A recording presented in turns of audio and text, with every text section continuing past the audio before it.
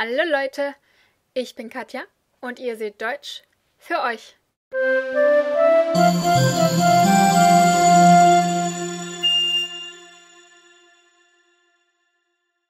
Before I upload a first irregular verb of the week tomorrow, I wanted to give you a bit of general information on these. First of all, the reason why I'm even doing this.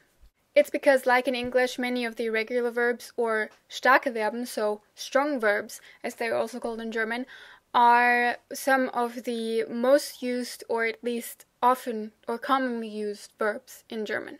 I don't know why that seems to be such a general tendency. Maybe people just got tired of seeing the same forms over and over again. Wow, that was some exceptionally bad imaginary reasoning. Well, no matter the reason, irregular verbs are important and they are little pests. The second thing is that there are kind of two ways in which a verb can be irregular in German. Most of the time, if a verb is irregular in the one way, it is also regular in the other, but that is not universally true.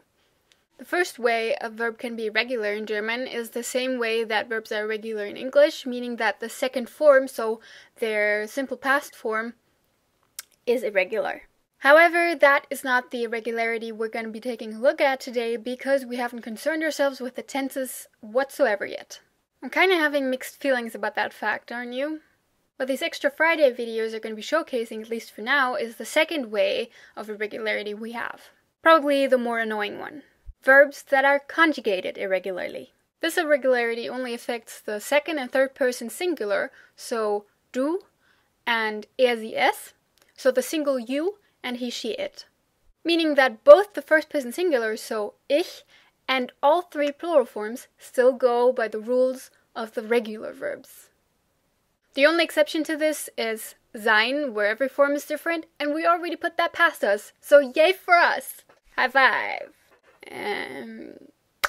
The way the forms for du and er, sie, es change is in most cases through a change of the central vowel, which is mostly the first vowel in the word, not counting prefixes. The possibilities here are an e changing to an I, or an I, so either a short or long I. So the e behind the I is just to make it longer. If you remember from a pronunciation episode, I talked about that there. An a changing to an ä, or an au changing to an oi. That is all there is, only 3. So knowing this, you might not even have to watch the irregular verbs of the week, but just see which verbs are affected and then figure it out by yourself. But I do recommend you watch them anyway. The first exception to this vowel changing rule you already know.